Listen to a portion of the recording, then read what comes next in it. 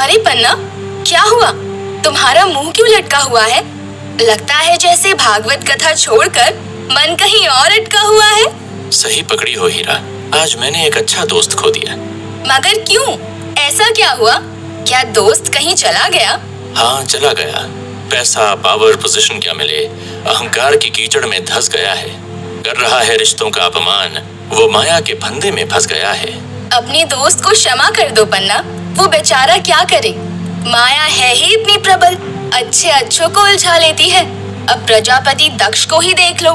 ब्रह्मा जी ने उन्हें सृष्टि का राजा क्या बना दिया, उनकी बुद्धि ही पलट गई। महादेव से ही बैर कर लिया, मगर इसका फल भी उन्हें भुगतना पड़ा। ध्यान से सुनो, शुकदेव जी राजा परीक्षित को यही कथा सुना रहे हैं और समझा रहे हैं कि अहंकार के फेर में ना पड़ो। ये पद, प्रतिष्ठा, वैभव, ये कुछ समय की माया है। जिसने की है भक्ति, उसी ने परम पद पाया है। दुख भूलकर ध्यान से सुनो, हरि के साथ साथ शिव का नाम भी गुनो।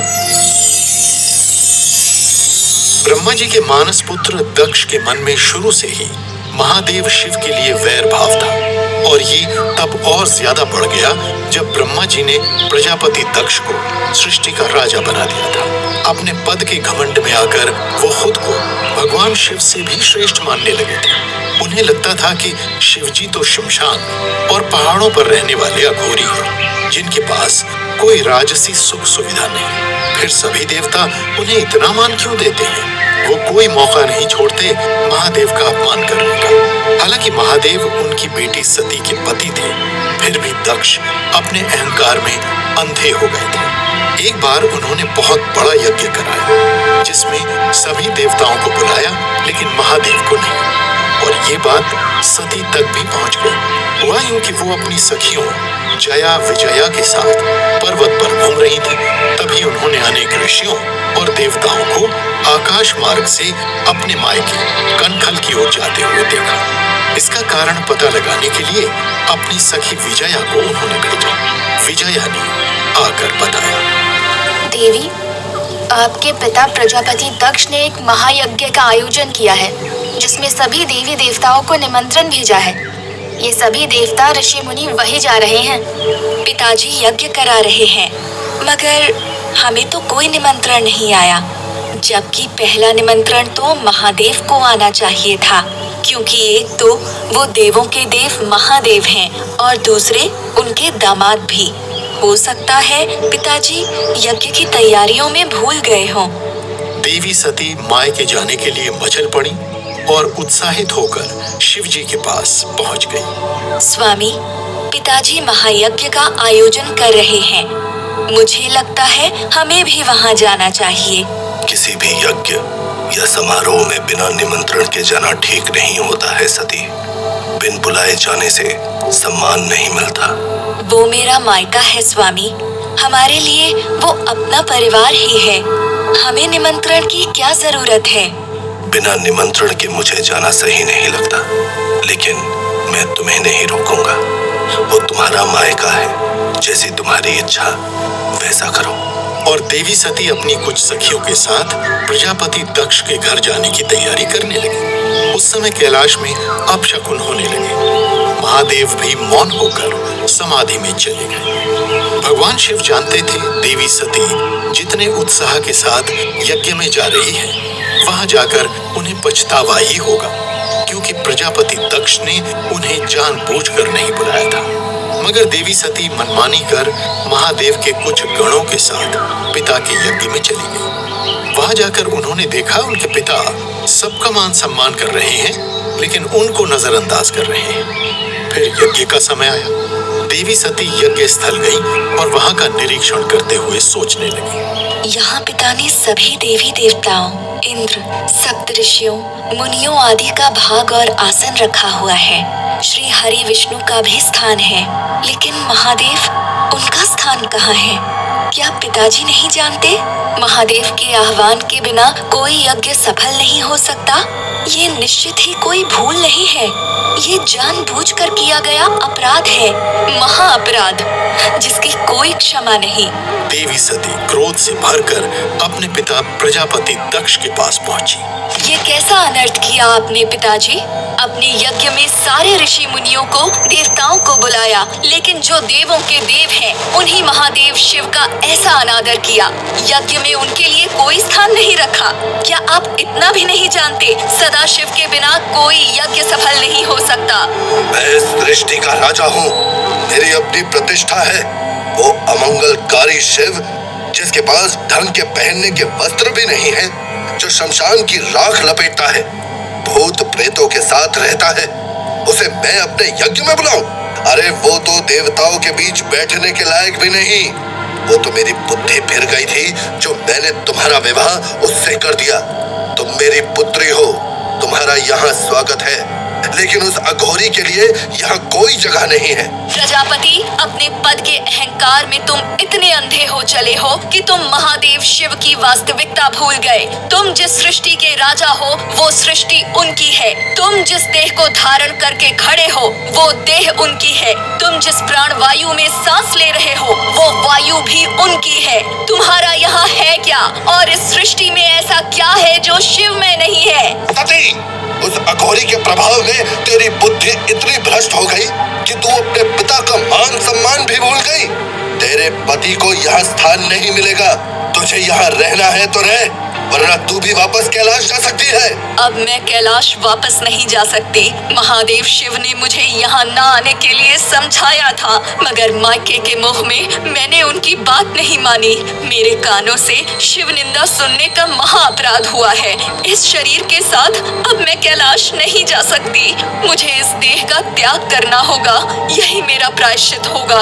मगर जाते जाते तुझे तेरे पापों का फल अवश्य दूंगी। तेरा ये यज्ञ कभी सफल नहीं होने दूंगी।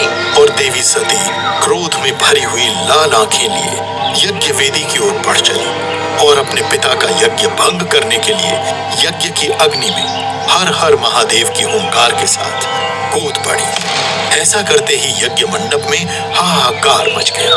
देवी, देवता, यक्ष, गंधर्व सभी महादेव के डर से थर थर कांपने लगे। पूरी सृष्टि में तूफान, चक्रवात उठने लगे। शिव के गणों को भी समझ नहीं आया कि वो करें तो क्या करें। इधर सती यज्ञ की ज्वाला में सती हो चुकी थी। देवी सती के आत्मदाह के बाद महादेव के गणों ने वहां भयंकर उत्पात मचाना शुरू कर दिया।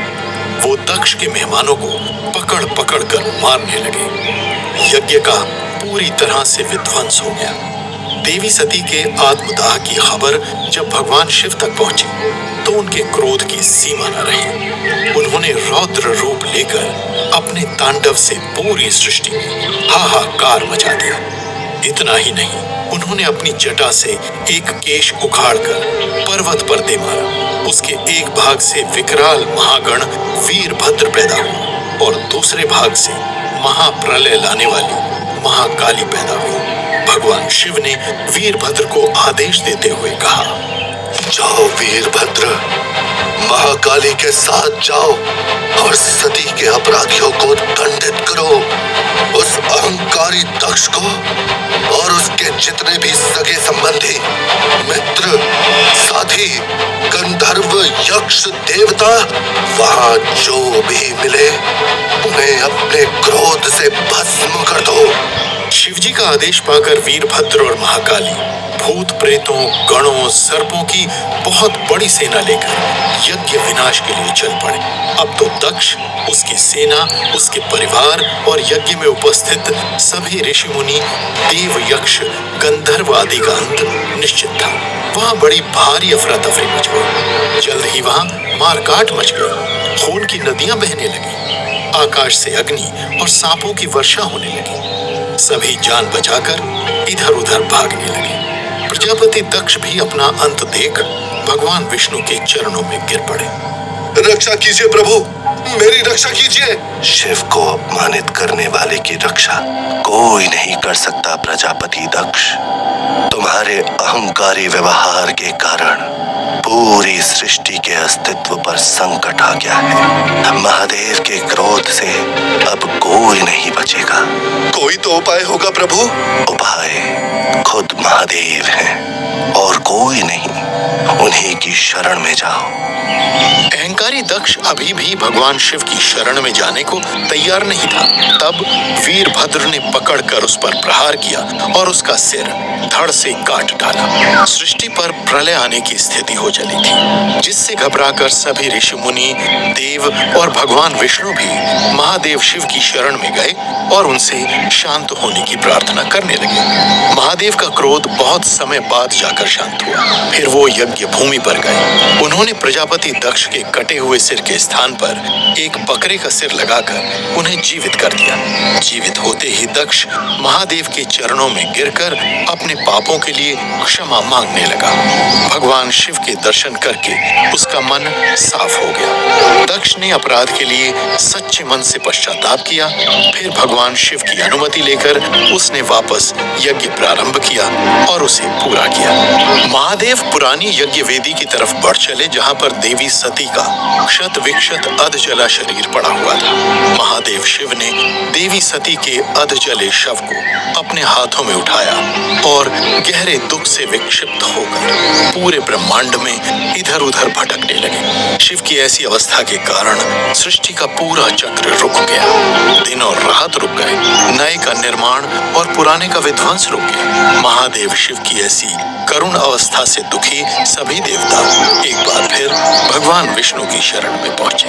प्रभु, माता सती नहीं रही और महादेव को सृष्टि का कोई होश नहीं रहा।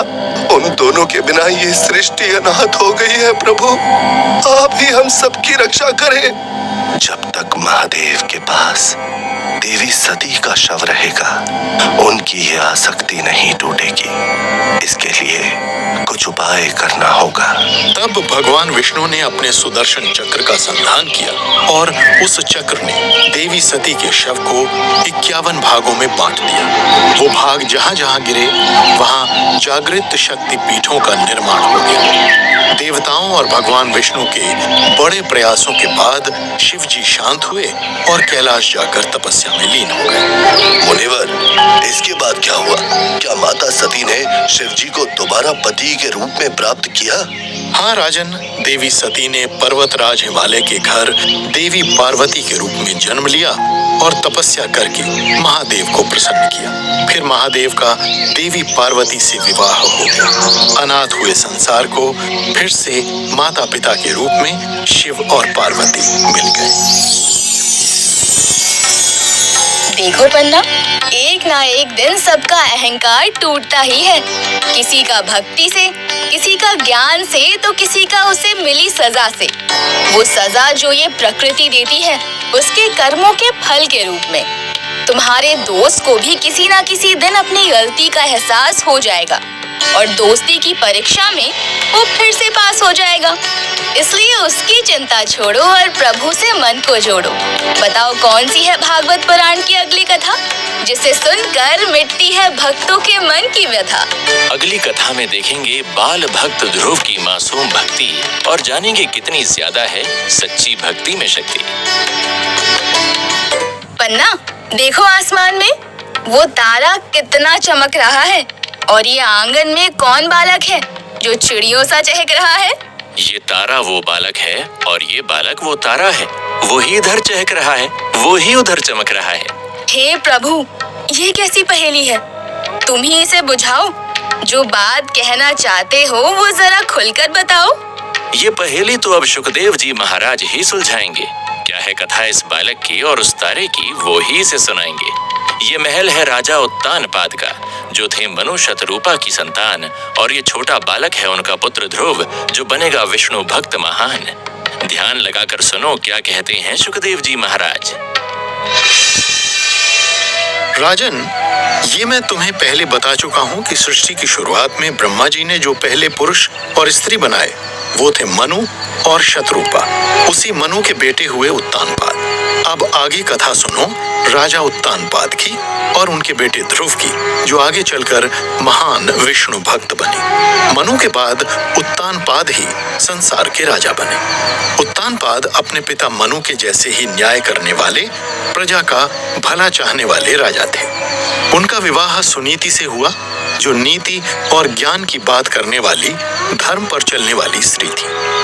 विवाह के बाद राजा उत्तानपाद का जीवन बड़े सुख में बीत रहा था।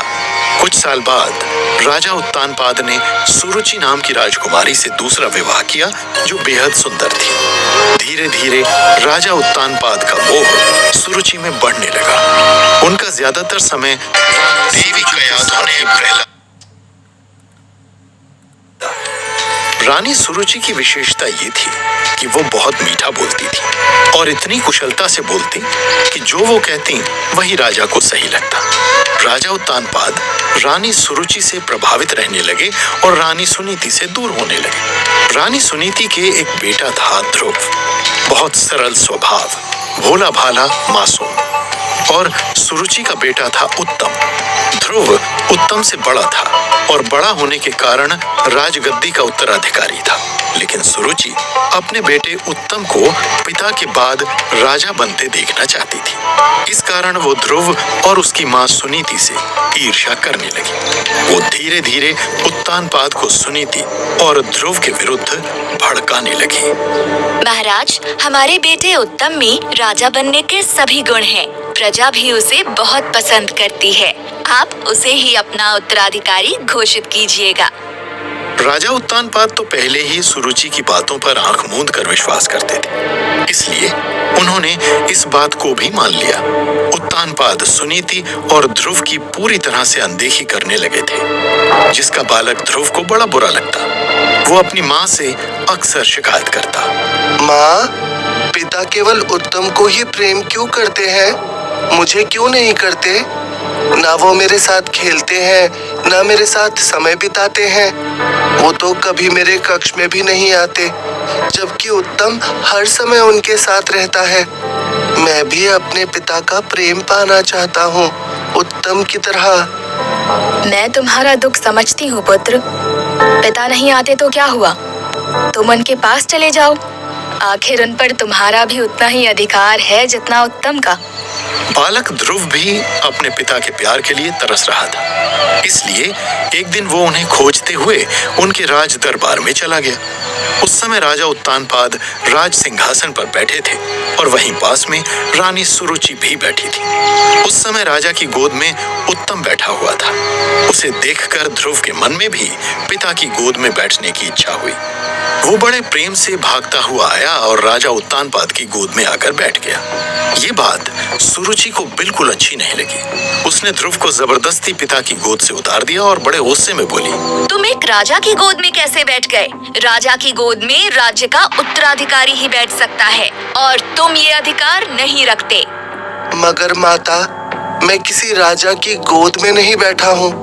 मैं तो अपने पिता की गोद में बैठा हूँ और अपने पिता की गोद पर हर पुत्र का अधिकार है। देखिए महाराज, ये तो आपको राजा ही नहीं मानता। वैसे तो रानी सुनीति ज्ञान की बड़ी बड़ी बातें करती है, मगर उसने अपने बेटे को इतना भी नहीं सिखाया कि राज सिंहासन पर केवल राजा बैठते हैं, पिता नहीं। मगर माता, उत्तम भी तो बैठा हुआ है पिता की गोद में। तुम्हें कहा ना, वो इस राज्य का उत्तराधिकारी है, इसलिए वो बैठ सकता है, मगर तुम नहीं। रानी सुरुचि ने ध्रुव को खींचकर राजा उत्तानपाद की गोद से उतार दिया और उसे वहां से चले जाने को कहा। राजा उत्तानपाद पर सुरुचि का पता नहीं कैसा प्रभाव था कि वो कुछ भी नहीं बोले। पिता के चुप रहने पर बालक ध्रुव का दिल भर आया। वो अपमान और दुख से रोता हुआ अपनी माता सुनीति के पास चला गया और उनसे लिपट कर रो पड़ा। अपने प्यारे बेटे की ऐसी दुर्दशा देख सुनीति परेशान हो उठी। उसने ध्रुव को बड़े प्यार से अपनी गोद में बिठाकर उसके रोने का कारण पूछा। ध्रुव ने माँ को सारी बात बता दी। अपने बेटे के अपमान और उपेक्षा से सुनीति को भी बेहद दुख हुआ। उसने बालक ध्रुव को समझाते हुए कहा, माता सुरुचि की बातों को दिल से ना लगाओ पुत्र।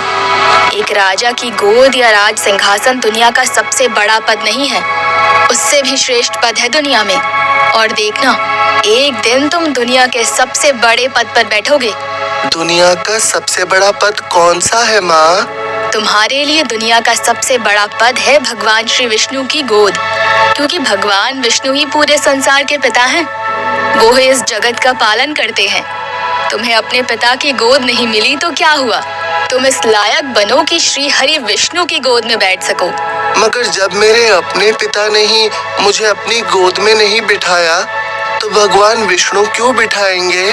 क्योंकि वो पूरे संसार के पिता हैं और वो अपने भक्तों में किसी तरह का भेदभाव नहीं करते। तुम हमेशा अच्छे कर्म करो, भक्ति करो, सभी का भला सोचो, किसी के लिए भी मन में बुरी भावना न रखो। ऐसा करने से भगवान विष्णु तुमसे प्रसन्न होंगे और तुम्हें सीधे भगवान श्री हरि की गोद में बैठने का सौभाग्य मिलेगा। माँ, आज आपने मेरे दुख को एक नई उम्मीद में बदल दिया। मैं आज प्रतिज्ञा करता हूँ कि अब मैं वही करूँगा जिससे सारे लोकों में सर्वश्रेष्ठ पद को प्राप्त कर सकूं। अब मुझे पिता की गोद नहीं चाहिए, मैं तो श्री हरि की गोद में ही बैठूंगा, क्योंकि वही सबसे श्रेष्ठ सिंहासन है। अपनी माता सुनीति से इस प्रकार कहकर ध्रुव महल से भगवान विष्णु का तप करने निकल पड़ा। मगर उसने भगवान विष्णु का केवल नाम सुना था, उसे ये भी नहीं पता था कि वो कैसे हैं, कहाँ रहते हैं। वो जंगलों में भगवान विष्णु को ढूंढते हुए भटकने लगा। तभी उसे वहां घूमते हुए सप्तऋषि मिले। ध्रुव ने उनको प्रणाम करके पूछा, हे ऋषिगण, कृपा करके मुझे ये बता दीजिए कि मैं किस प्रकार विष्णु भगवान की आराधना करूं, कैसे उन्हें प्रसन्न करूं, वो मुझे कैसे मिलेंगे? हे बालक, तू बाकी सारी बातों से मन को हटाकर उस एकमात्र नारायण में अपने मन को लगा दे और एकाग्रचित होकर ओम नमो भगवते वासुदेवाय इस मंत्र का जाप लगातार कर और उनकी तपस्या कर। ऐसा करने से वो जरूर प्रसन्न होंगे। बालक ध्रुव ने ऐसा ही किया और मंत्र जाप करते हुए कठिन तपस्या शुरू कर दी। इधर ध्रुव तपस्या में लीन थे और उधर राजा उत्तानपाद भी ध्रुव के महल से चले जाने से दुखी हो रहे थे। एक दिन उनके पास नारद जी आए और उन्होंने राजा उत्तानपाद को समझाया। राजन, बच्चों का मन बड़ा कोमल होता है। अगर पराये लोग उससे भेदभाव करें, दुर्व्यवहार करें, तो वो फिर भी सह लेता है, क्योंकि उसके साथ उसके अपने माता पिता होते हैं। लेकिन अगर अपने पिता ही भेदभाव करें, उसे प्रेम ना दे, तो ऐसा बालक पिता होते हुए भी अनाथ के ही समान है। और आपने अपने जीते जी ही अपने पुत्र को अनाथ कर दिया। आप नहीं जानते आपका पुत्र ध्रुव कितना महान और प्रतापी राजा बनेगा। उसका नाम संसार के बड़े विष्णु भक्तों में गिना जाएगा। इस संसार में उसकी बड़ी महिमा होगी, लेकिन आपको एक बुरे पिता के रूप में याद रखा जाएगा। भले ही आप एक अच्छे राजा हैं, लेकिन एक अच्छे पिता के रूप में आप सफल नहीं हुए। मुझे क्षमा कर दीजिए नारद मुनि, मुझे अपनी गलती समझ आ रही है। मैंने सुरुचि के प्रभाव में आकर अपने पुत्र को ही खुद से दूर कर दिया। मैं इस पाप का प्रायश्चित करने को तैयार हूँ।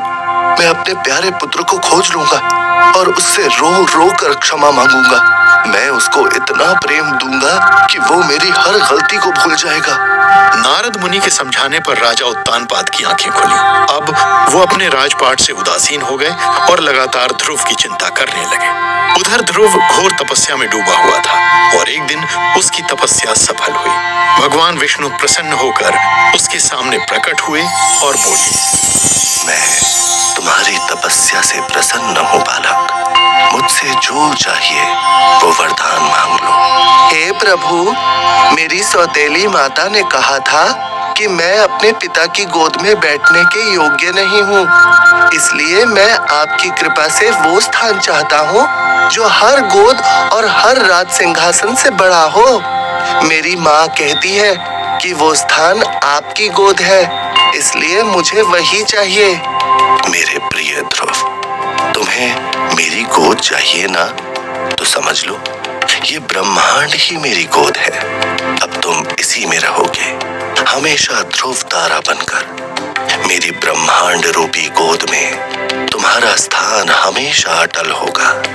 मैं तुम्हें उस लोक का स्वामी बनाता हूँ जो सूर्य, चंद्र आदि ग्रहों, सभी नक्षत्रों और सप्त ऋषियों से भी ऊपर है, जिस पद पर कोई दूसरा कभी नहीं पहुंच सकता, और वो लोग तुम्हारे ही नाम से जाना जाएगा। साथ ही जब तक सृष्टि है, तुझे मेरे परम भक्त के रूप में जाना जाएगा और हमेशा तुझ पर मेरी कृपा बनी रहेगी। बालक ध्रुव भगवान विष्णु से वरदान पाकर अपने घर लौट गए।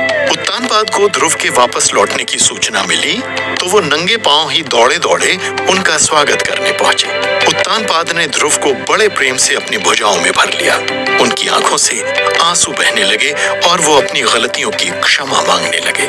महल के सभी लोग, दरबारी, प्रजा आनंद से भर उठे और ध्रुव की जय जयकार करने लगे। कुछ समय बीतने के बाद राजा उत्तानपाद ने अपनी जगह ध्रुव का राज्याभिषेक कर दिया और खुद तपस्या के लिए वन में चल दिए। पिता के बाद ध्रुव ने हजारों वर्ष तक संसार पर राज किया। उन्होंने अपने जीवन में हमेशा धर्म और नीति का पालन किया। वो हमेशा अपनी माँ सुनीति के दिखाए हुए रास्ते पर चले, उस रास्ते पर जो सही था। वो एक सच्चे कर्मयोगी बने जिनका मन भगवान विष्णु की भक्ति में रमा रहता और शरीर संसार के कर्तव्यों का धर्म के अनुसार पालन करता रहता। वो एक बड़े सफल राजा हुए। उनकी प्रजा और परिवार सभी उनसे प्रसन्न रहे और इस तरह उन्होंने मुक्ति को प्राप्त किया। मुनिवर, विष्णु भगवान के वरदान के अनुसार राजा ध्रुव का लोक कौन सा है? राजन, वो विशेष लोक जो हमें चमकदार तारे जैसा दिखाई देता है और संसार में ध्रुव तारे के नाम से जाना जाता है, वो ही भक्त ध्रुव का लोक है। वाह पन्ना, आज महान भक्त ध्रुव की कथा सुनकर आनंद आ गया। सचमुच हमें किसी के कुछ कहने से या किसी के बुरे व्यवहार से परेशान नहीं होना चाहिए। अपने रास्ते पर चलते रहना चाहिए तो हमें माया भी मिलती है और राम भी, जैसे ध्रुव को मिले। उन्हें भगवान विष्णु की कृपा भी मिली और वो हजारों वर्ष तक संसार के राजा भी बने रहे। हाँ हीरा, केवल राजा ध्रुव ही महान राजा नहीं थे। उनकी आगे की पीढ़ियों में भी एक से एक प्रतापी राजा हुए हैं।